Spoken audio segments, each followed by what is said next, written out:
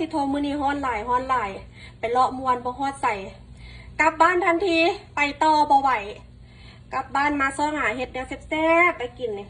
มาเด้อพยากนำเขาเปียกเส้นตีนไก่ไปเปื่อยขาไก่กระดูกอ่อนหมูเปื่อยๆนี่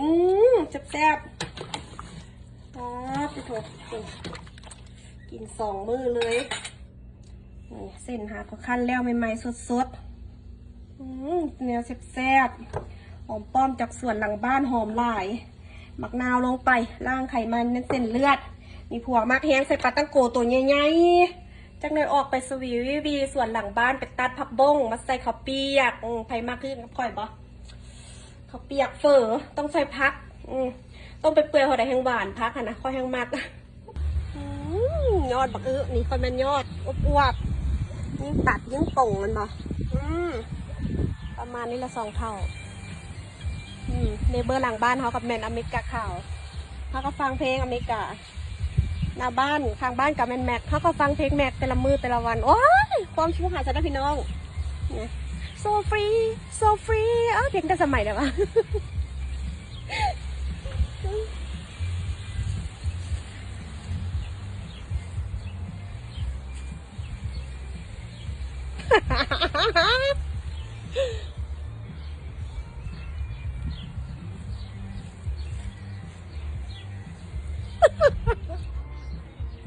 โ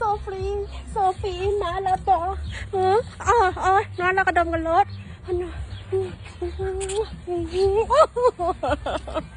หัวก็อยากพักบุ้งเนาะบอกเก็บหลายๆสุดเทือเป็นสิกินน้ำเมีย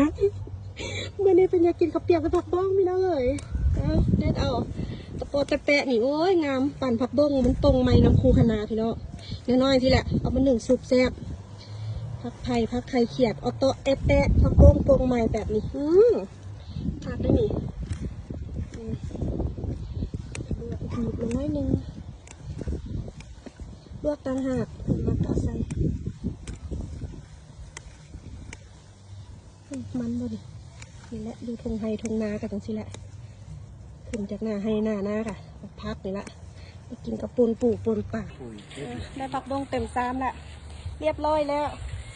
กับหัวกับสวนวันนี้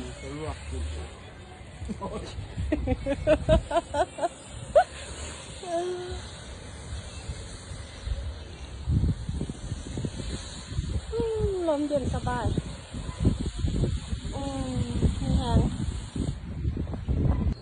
นี่ฮอนมาเด้อกินข้าวได้เวลากินอีกแล้วข้าวเปียกเส้น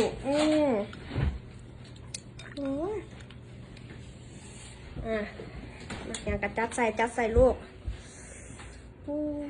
แซ่บอะไรโอ้ยเทคแค่กันค่ะพอลูกเป็นตะแพงลาย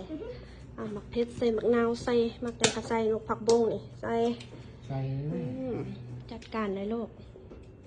โอ้เป็นตะแพงเด้อเป็นตะแพงนี่คนได้อ้ยจำคนหวานกันเนาะพอลูกเนี่ย